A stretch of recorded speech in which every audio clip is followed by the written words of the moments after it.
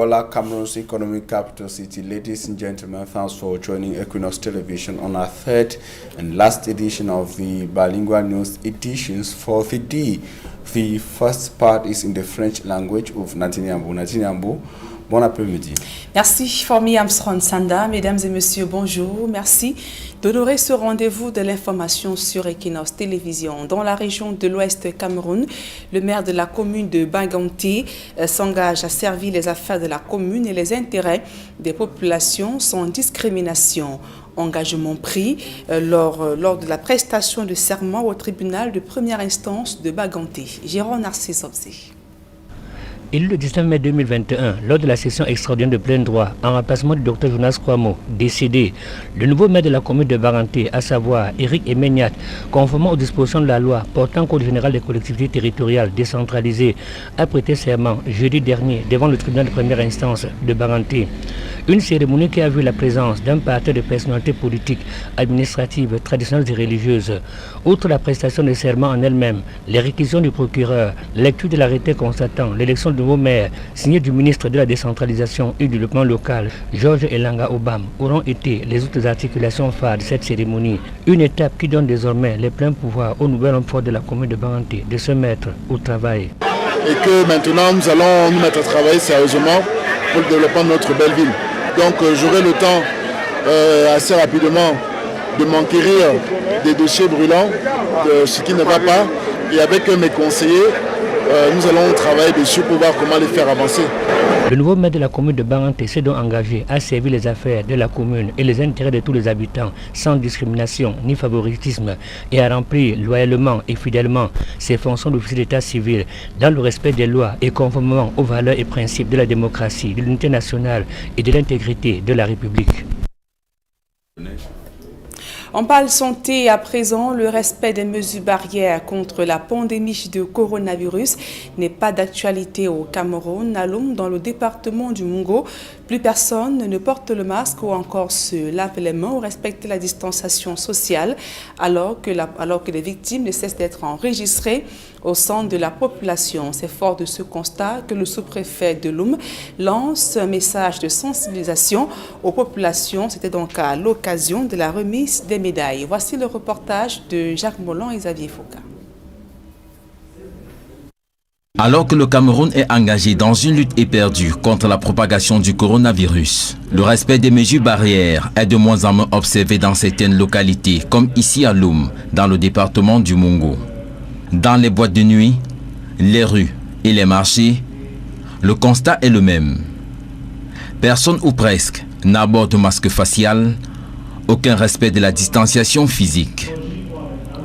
Le sous-préfet Pascal Zoua a saisi le prétexte de la cérémonie de remise des médailles d'honneur pour sensibiliser les populations. Le fait que j'ai signalé que la cérémonie a été sobre, parce qu'on a voulu respecter les mesures barrières, cela veut dire que la maladie est encore là et nous invitons les populations à continuer à respecter toutes les mesures prescrites par le gouvernement. Malgré qu'elle a été différée de 2 semaines à cause du Covid-19, cette cérémonie a gardé la même saveur chez les récipiendaires. Nous poussons un ouf de soulagement. Mieux vaut tard que jamais. Parce que cette cérémonie qui était prévue pour le 20 mai, quel est lieu aujourd'hui? Je voudrais donc remercier la République de consacrer comme cela les efforts des citoyens que nous sommes, tout juste parce que nous avons à notre niveau donné tout ce qu'on pouvait pour l'avènement d'une République moderne. Pour venir à bout du Covid-19, le gouvernement du Cameroun s'est rué vers les vaccins, comme la plupart des pays dans le monde. Dans le couloir des médias à présent, la section SNJC, dont la région de l'Ouest Cameroun a sa nouvelle équipe, René Bondieu et les autres membres de l'équipe ont été élus au cours de l'Assemblée générale élective tenue à Bafoussam, dans la région de l'Ouest. Et l'équipe perdante n'a pas manqué de critiquer le déroulement du processus électoral. Le point dans ce reportage de Leclerc Sakem. Parti des 8 départements que compte la région de l'Ouest, les hommes et femmes de médias militant au sein de la section Ouest du syndicat national des journalistes du Cameroun ont pris part à l'Assemblée générale extraordinaire élective qui s'est tenue dans les services du gouverneur de la région de l'Ouest.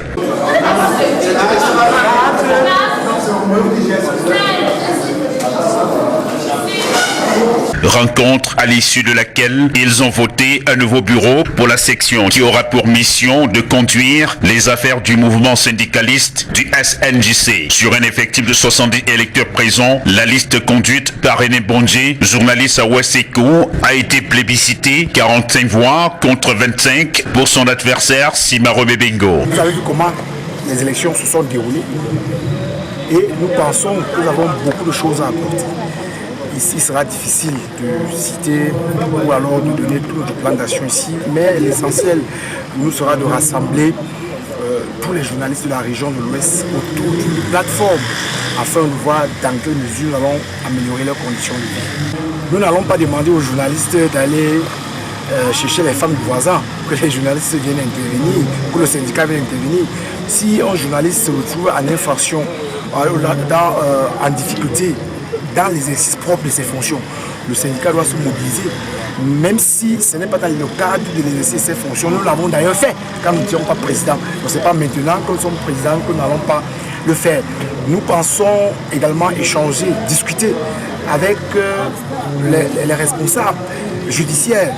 Pourquoi pas les autorités administratives? Parce que c'est généralement le problème. Dans le camp d'en face, la contestation est au rendez-vous. La liste conduite par Simaro Bebengo du groupe Dash Media dénonce les irrégularités qui ont émaillé l'organisation de l'élection. Des trépatouillages, partie de la task force mise en place pour coordonner les opérations électorales. Ça ne peut qu'être un sentiment de déception. Un sentiment de déception parce que vous-même, vous avez participé à cette élection où, depuis plusieurs semaines, nous avons constaté un certain nombre d'incongruités au niveau de l'organisation de cette élection où toute l'équipe qu'on a mise en place pour organiser cette élection était également partie prenante. Mais je profite de l'occasion pour dire, on a voté cet après-midi. C'est les résultats des élections de la Task Force, parce que c'est la même Task Force qui vient de gagner l'élection. Mais je vais demander à tous les camarades de la section SNJC Ouest Libre de ne pas lésigner, de croire en nous, de continuer de croire en nous, parce que le projet que nous portons, c'est-à-dire le projet de l'action, de la réconciliation, de la formation du recyclage, de la saine émulation entre confrères, ce projet continue et nous allons tout faire pour valoriser avec tout ce qui va avec. Les membres élus ont été installés dans leurs fonctions. Ils sont désormais attendus au pied du mur pour le combat du respect des droits des journalistes, l'amélioration des conditions dans la pratique du métier et la formation des professionnels du domaine dans cette section syndicale. On parle d'éducation à présent, examen officiel session 2021. Les candidats au baccalauréat technique et ceux du DCE Technical O-Level affrontent depuis ce matin les premières épreuves écrites et elles s'achèvent samedi prochain. La phase écrite débutera lundi prochain.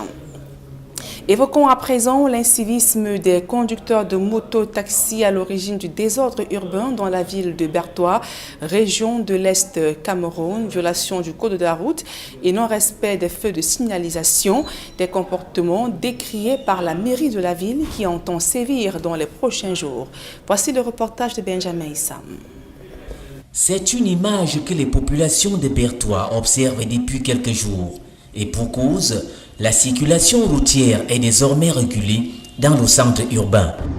Il est important de dire que c'est pour la première fois dans cette région qu'on voit ces feux. Et vous voyez que c'est une innovation qui va nécessiter, n'est-ce pas, une période de sensibilisation, n'est-ce pas, pour les usagers. Et c'est pour cette raison que on va se faire accompagner par les forces de sécurité. Vous avez constaté qu'ils sont avec nous, parce que c'est eux qui vont continuer, n'est-ce pas, cette phase de sensibilisation sur le terrain. Pour un départ, seuls 2 grands carrefours sont concernés par les feux tricolores. On a commencé par 2 carrefours dans la ville, le carrefour face à face et le carrefour SG. Et pour les prochaines années, nous allons poursuivre avec les autres carrefours. Parce que c'est très important, n'est-ce pas, pour maîtriser, n'est-ce pas, la circulation et éviter les accidents de la route. L'entrée en jeu de cette signalisation par les feux tricolores apporte plus de discipline dans les rangs des usagers de la route. Je pense que ça va aider à régulariser la circulation au niveau des carrefours, surtout avec les taxis, etc. Dans les feux, c'est très intéressant puisque ça permet aux piétons de passer sans problème. Quand c'est au rouge, ça permet aux piétons de traverser et les véhicules s'arrêtent. Au vert, le piéton attend et ça permet aux véhicules de passer.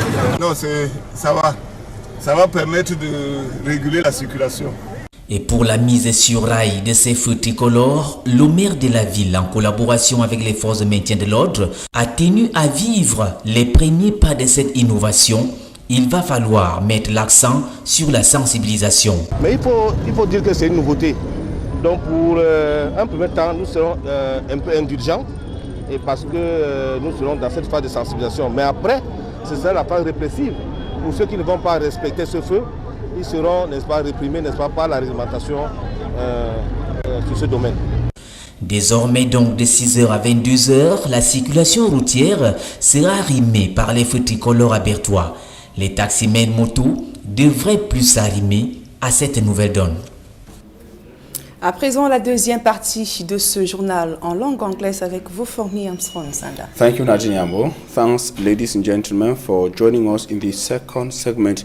We begin on education to say that candidates who registered for the GCE technical in the English subsystem of education and back technique in the French subsystem of education began sitting in for the practical phase of the examination since 7 a.m. this Monday morning. The exercise, according to officials, is expected to run for 1 week before the written phase of the exams to begin on Monday. They have been writing in different examination centers across the Republic of Cameroon. An official so far contacted say emphasis has been laid on the strict respect of COVID-19 barrier measures. And still in education, the Director General of the National School, that is the National School of Local Administration, NASLA, Buea in the southwest region of Cameroon, has assured the Ministry of Finance that money sent for the rehabilitation of some structures in the establishment are being judiciously used. The director, Tani Tiko Eno, was speaking while receiving the president of the Rehabilitation Commission in Buea. Derek Jato tells us more from the southwest. The president of the Technical Rehabilitation Commission from the Ministry of Finance is on a working visit to the National School of Local Administration, NASLA, in Buea. We benefited from the assistance of funding, the provision of funding from the Technical Committee for Rehabilitation, for the rehabilitation of certain infrastructure on our campus, and for the acquisition of certain equipment. The Director General of NASLA took Zang Marshal Valerie round to show him the work done. He wanted to see for himself what we had done so far, to see what was left to do, and if there were any adjustments, to see what adjustments could be made before the end of the contract. The visit was also an opportunity to Tani Tiku Eno, NASLA Director General, to brief the visitor on the academic progress recorded this far. We finished with the defenses of the final batch of the students of the former CFAM who will be graduating in the days ahead. We also finished with the recruitment exercise for our in-service training cycle. The results were published. We are preparing to effectively start the training. We are also in the final stages of recruitment of part-time teachers. NASLA was created by a presidential decree, March 2nd, 2020, with its mission to school personnel on the administrative management of councils, regions, and other aspects of decentralized collectivities. And onto something else. Faced with numerous underdevelopmental challenges and several unfulfilled promises from the government, the people and stakeholders of the northwest region of Cameroon have been synergizing and multiplying efforts to find their solutions to their problems. And one of such is the alternative solutions to the problems of the Ring Road in the Northwest region, a grouping of different municipal councils for common developmental goals and solutions to common problems are seeing the light of day in the Donga Mantun division of the Northwest region. Details in the following report.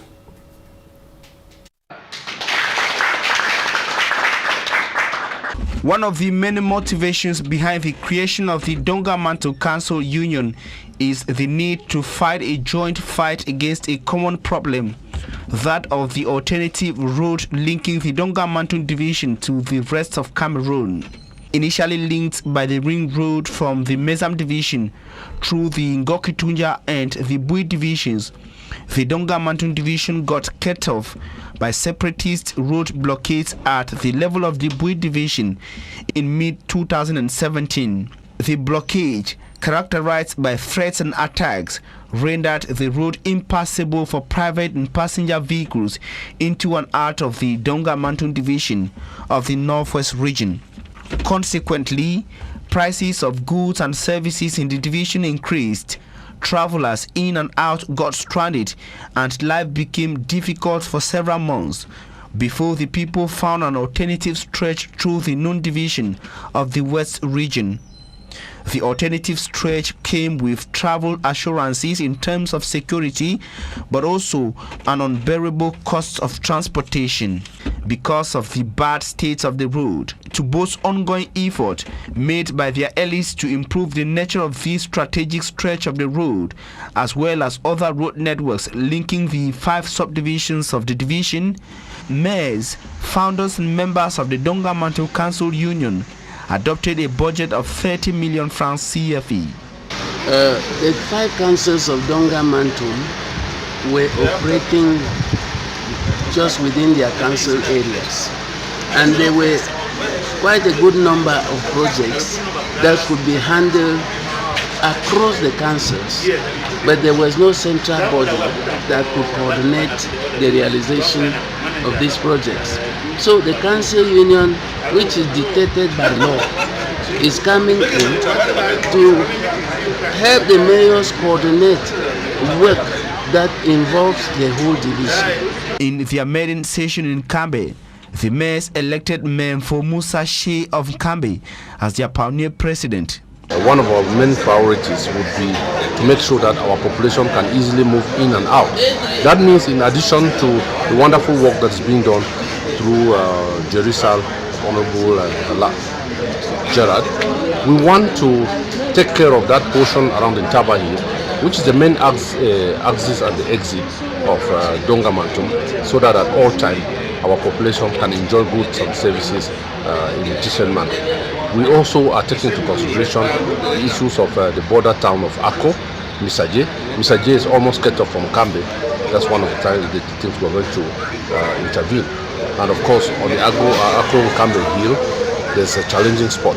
And we are also taking care of a place between Taba getting to Sabongaro, which is now part of Nwa. Notwithstanding all of that, we have included the aspect of Kambe Tundu, because of the fact that even though it's a ring road, even though government has a plan to do so, we cannot leave our population to the suffering while we are waiting on the ring road to mature. We trust it will mature, but we want to start doing something while waiting. The Donga Mantun Council Union is made up of the councils of Kambe, Nwa, Ndu, Aku and Meseje. And Senator Mbella Muki Charles has told councillors of the Southwest Regional Council or Regional Assembly that the region, referring to the Southwest region, will reject with full force if what is seen on the field is different from effective decentralization. The senator was speaking at the end of the first ever budgetary session of the Southwest Regional Assembly. Derek Jato was part of the ceremony and compiled the following report.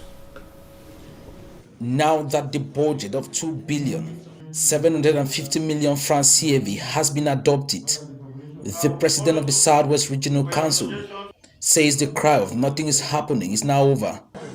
There have been a cry that nothing is happening. So where do we go from there? The cry is over. We have had a budget session, so the population should be hopeful. They will see in the next few days what will happen. So what's the way forward? The way forward is that we will set to work. We have now the instrument to work. You listen to the statement of the governor. We have no excuse. We will set to work. And Southwest Governor Bernard Okaliabila, in his closing statement, reminded these regional councillors that they are not expected to leave the city centres. Resources therefore are put at your disposal. Bureau members of regional executive council and regional councillors remain around Buea, Libe or other major towns. And Senator Mbela Muki Charles warned that anything short of effective decentralization will be rejected. We are not ready to take dictations from anybody if decentralization has to flourish in this country. I can tell you, the people of the Southwest region, and particularly the English-speaking communities in this country, have tasted what decentralization is all about. Any attempt to undo what is decentralization will not be good signals for our people. That is why we can cry out, we can highlight the concerns of our people with a lot of authority.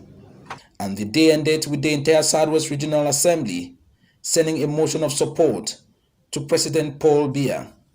Recognizing the efforts so far made to revamp our agro-industrial plantations, CDC and Pabul, we, members of the Southwest Regional Assembly, meeting in our first budgetary session from the 2nd to the 4th of June 2021, do hereby extend our deep appreciation to you, our illustrious President, His Excellency President Paul Biya. The Southwest population has been called to believe in the Regional Council, for its mission is 1, to bring peace, and 2, to bring development in a region divided by war. And in Lome, in the Mungo division of the littoral region of Cameroon, the respect of barrier measures against COVID-19 is declining and disturbing to administrative officials. The observation was made by the divisional officer for Lome during an event to coordinate the strict respect of these measures. Immaculate Fogwe tells us more in the following report. Of course, apparently we will not be having the report of Immaculate Fogwe on the respect of COVID-19 barrier measures in Lome. And it's time for us to take you to information out of Cameroon, to take you to the neighboring Federal Republic of Nigeria, to say that Christians of the Synagogue Church of All Nations are still in shock following the death of T.B. Joshua, founder of the Synagogue Church of All Nations, an influential Nigerian preacher, T.B. Joshua, who died at the age of 57. He is said to have died on Saturday, shortly after conducting a live broadcast through Emmanuel TV from Lagos, Nigeria's economic capital city. The cause of his death has not yet been made public. Temi Tope Belogun Joshua, popularly known as T.B. Joshua, is the founder of the Synagogue Church of All Nations in Lagos, Nigeria, and he is known for his philanthropic activities within and out of the Federal Republic of Nigeria. And of course, he passed away a week before his 50th birthday. And that information brings us to the end of this edition of the Bilingual Newscast on Equinox Television. We thank you for your very keen attention. Nadine Yambo and I will be leaving you, wishing you a blessed day in the company of programs on Equinox. Nadine, have a nice day. Merci Formi Armstrong Sanda, fin de ce journal. Mesdames et messieurs, merci pour votre aimable attention et passez l'agréable moment en compagnie de nos programmes.